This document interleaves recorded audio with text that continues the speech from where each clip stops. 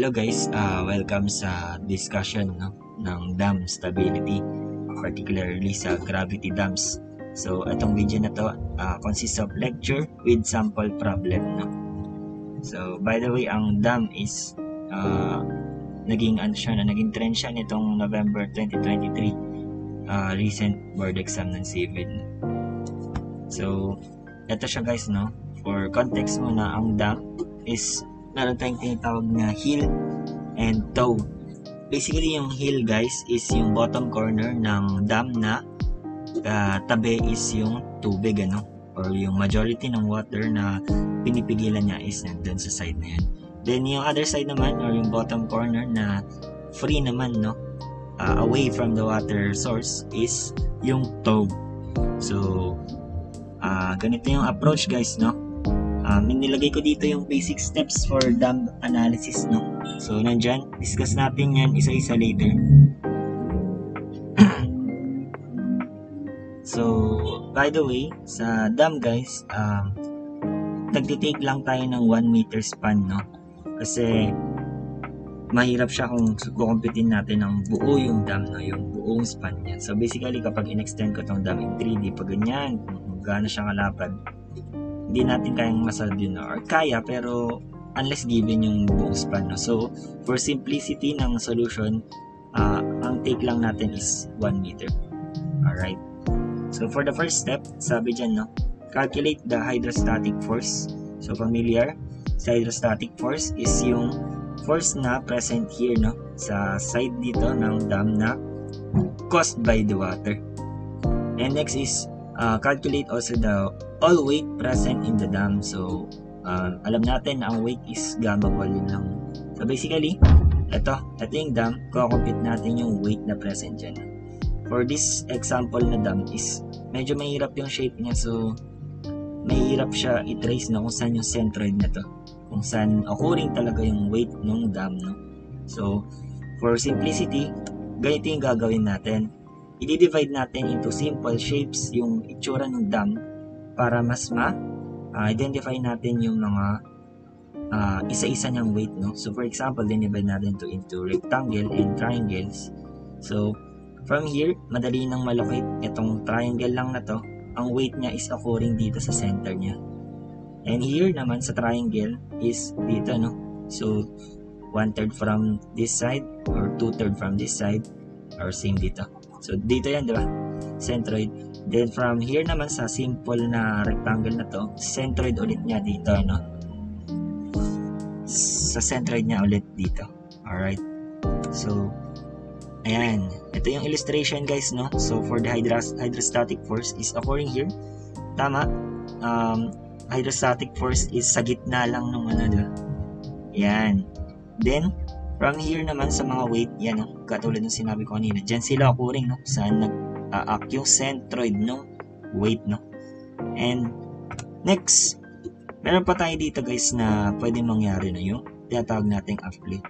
Si uplift guys is yung pressure naman yan, na caused by tawag dito, yung parang hangin na naipit dito sa ilalim. Kunwari, lupa to guys, yung babang side. Tapos merong, for example, nakabaon tong dam na to. Merong part dyan guys na kunwari yung hangin. Syempre kapag dam yan sobrang bigat, hindi natin maiwasan na meron siyang magkakaroon ng butas niyan, na pwedeng pumasok yung hangin, and that will cause the uplift, Ayan. So kunwari dyan ko lang nilagay uplift, so malamang dito lang nangyari or nag-occur yung uplift, So mayroong gap siguro dyan na may airspace siguro dyan. So next is solve for the resultants, si Ry and Rx. So si Ry basically yung summation lang yun ng lahat ng forces, na vertical or along the y-axis, So from here, weight 1, so weight 1 plus weight 2 plus and so on, weight 3. So kung mas komplikado pa yung dam na yan, may magkakaroon ka pa ng weight 4, kaya dot na lang. Then less natin si uplift kasi vertical force pa rin yan.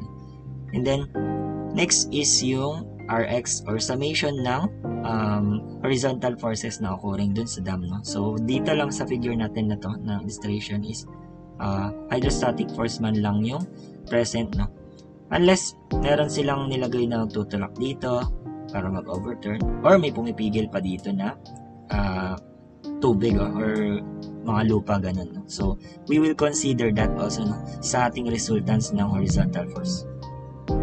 Next is the moment about tow.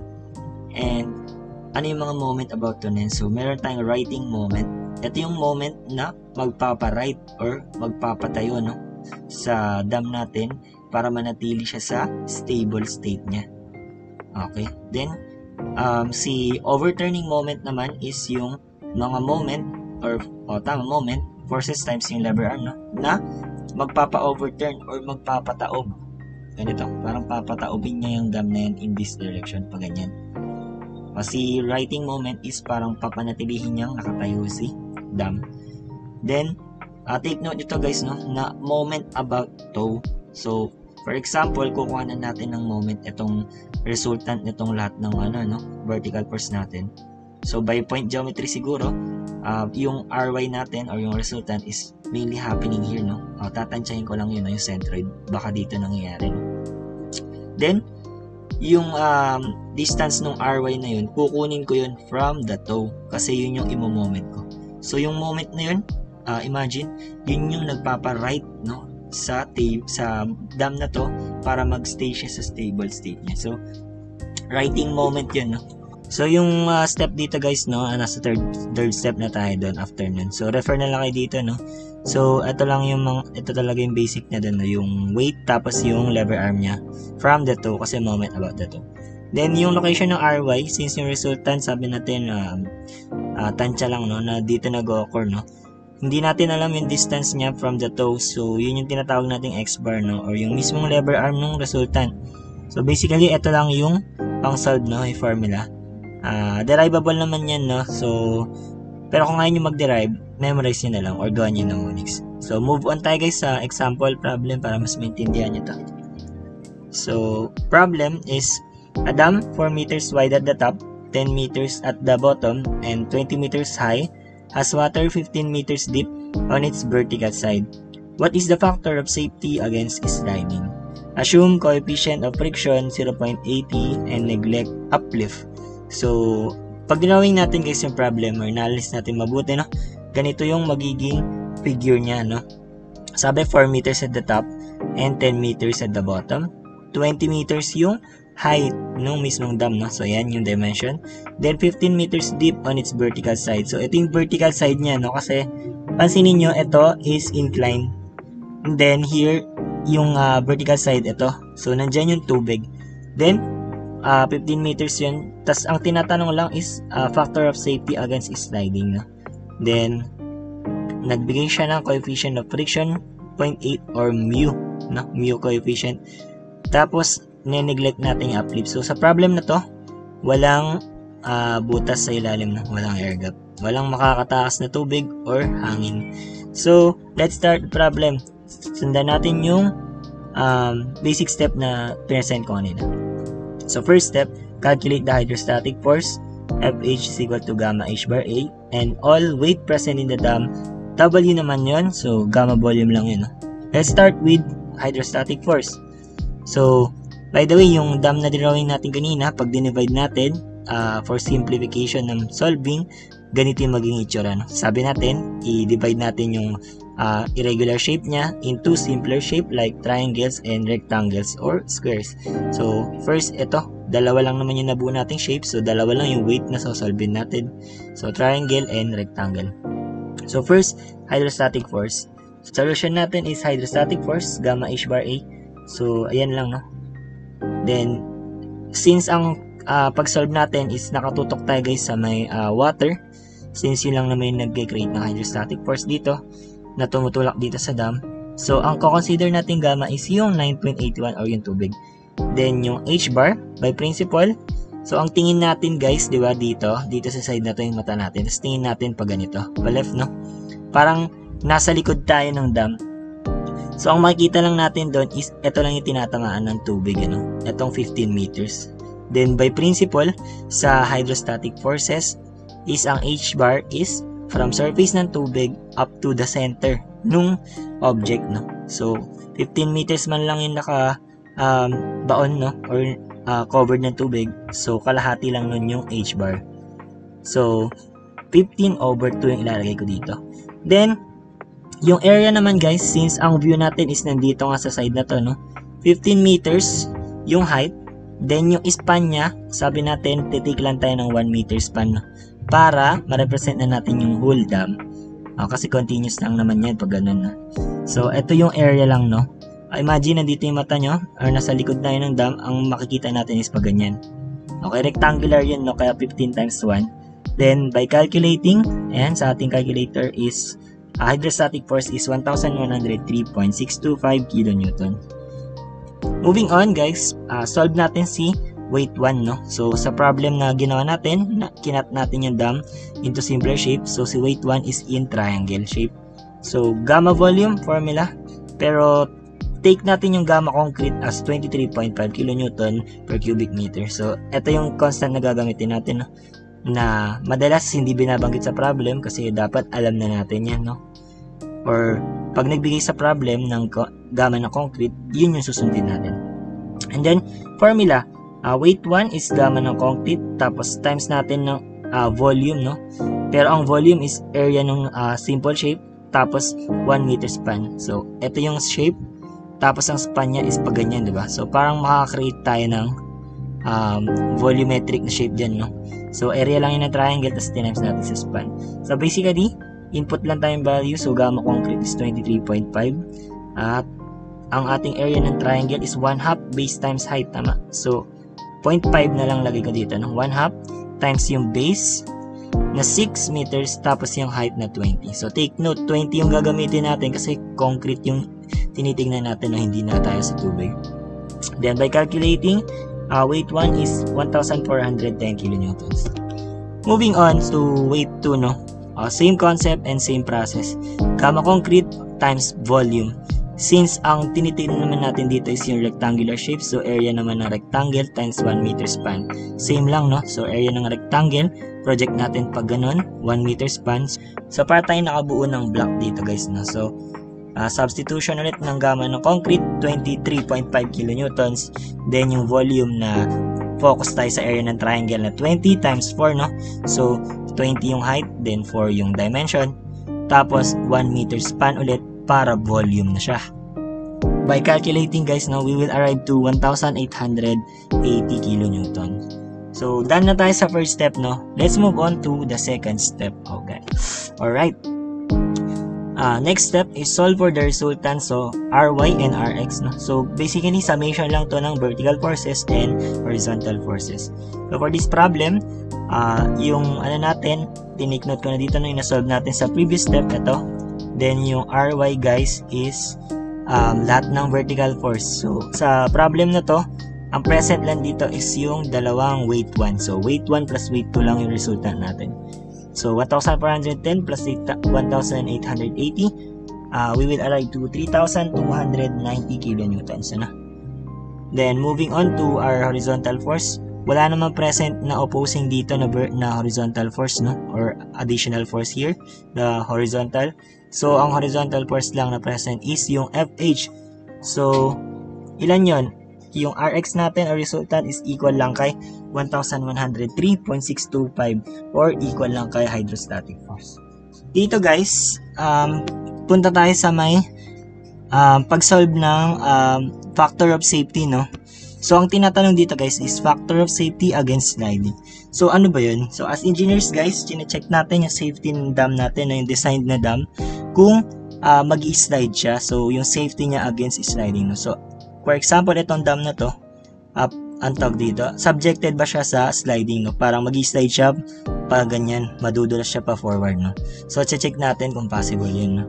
So sa pag-check nun, andito tingin tayo sa right side ng screen, no? So ito yung formulas.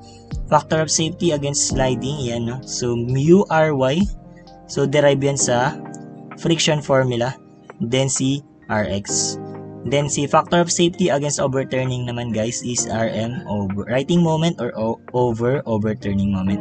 So si pag titignan naman natin yung safety against overturning, yun naman yung safety ng dam na kung ika-calculate natin kung tataob siya or mag-overturn pa ganyan. So from here, stable state, kung tataob siyang ganyan or madadapa, no? So ito yung mga factor of safety. Then take note, pag yung factor of safety natin is greater than 1 means safe, no? Safe na safe yung dam natin. Alright, move on tayo guys, no? So ang tinatanong lang naman sa problem is what is the factor of safety against sliding. So following the formula, no, mu ry over rx. So eto siya, sub lang natin, no. So yung mu natin 0.8 given yan. Then yung na-calculate nating ry kanina is 3290. Then yung rx na-calculate na din natin yan, which is 1103.625. So by calculating, eto yung factor of safety natin against sliding, no. So si 2.385. So meaning safe siya sa sliding. So hindi magi-slide yung ating dam, no. So by the way, remember lang, no, ang factor of safety is derived yan sa ang tawag dito sa mga forces, no. Parang hindi ko na to memorize nun eh. Ang binemorize ko nun is nung nag-aaral ako is yung bida over kalaban, no. So shoutout kay Sir Engineer Jericho Calosa, no, sa kanya ko natutunan yan. So bida over kalaban. So pag ang factor of safety, tas titignan natin sliding, ano ba yung bida dyan? So yung bida dyan, yung pipigil sa kanya, no. So ano ba yung pipigil sa dam na to para hindi siya mag-slide? Yung friction dito sa lupa, no. Paano ba mag-solve ng friction? 'Di ba friction is frictional force is F equals mu, tapos yung normal, no, itong total weight ng dam, kaya mu ry. Then yung rx naman, which is yung horizontal force lang, no, ito yung hydrostatic force na to, i-slide niya, siya yung kalaban. So bida yung frictional force, kalaban yung horizontal force na to, yung hydrostatic force. So masosolve na natin si factor of safety. Ganon din dito sa may overturning, no. Yung righting moment, siya yung bida kasi siya yung magpapa-stable sa dam na to. Si overturning moment, siya yung magpapa-overturn, no, na moment. Kaya factor of safety against overturning. So kalaban si overturning dyan. Sa pag-solve namin ng overturning moment, makikita nyo na si hydrostatic force is overturning moment. Kalaban yan, no? Kasi possible niyang flip yung dam na yan pa forward. Then itong mga weight sa righting moment magpo-fall yan kasi pinapa-stable niya yung dam natin. Alright? Kasi dito sa problem na to, remember, ang hill natin is nandito, no, yung malapit sa tubig. Then yung toe naman is yung away from the source water, no. So tapos na basically yung problem na to, no. Pero let's try to solve the factor of safety against overturning. So pupunta tayo sa third step. Kaya moment about toe, righting moment and overturning moment, no? So magsosolve tayo niyan para makasolve natin si factor of safety against overturning. So solution, factor of safety against overturning, ayan. First, wala tayong may input dyan, no? Kaya magsosolve muna tayo ng righting moment, no? So righting moment from the formula, weight 1 times yung lever arm niya lang, no? So 1, 4, 10. Si weight 1 yun, ito, no? Pero sabi natin is moment about toe. So kukunin natin yung lever arm nito sa toe. So paano ba yan? Diba pag triangle, ang centroid niyan is 2/3 away from this, no? And kapag dito mo naman susukatin is 1 meter. Ay 1/3, sorry. 1/3, no, ng buong base na to. So 6 meters, 2/3 niyan dun yung lever arm, no, dun occurring yung weight 1. Kaya makikita nyo dito is 2/3 multiplied to 6 meters span, no? Yan, kasi dun na occurring yung weight 1. Plus, yung weight 2 naman, eto, si 1,880 na solve natin kanina, kukunin natin yung lever arm niya from the toe. So, ang paano yung gawin? 6 plus, saan ba nag-occur pag rectangle? Sa gitna, diba? So, 2. 4 lang, no? Divide natin sa 2. Sa kalahati, so 2. So, 2 plus 6. Tama, kaya 6 plus 2 yun nandyan, no? And then, by calculation, no? Sa ating calculator, ito yung masasolve nating righting moment, which is 20,680 kilonewton meter.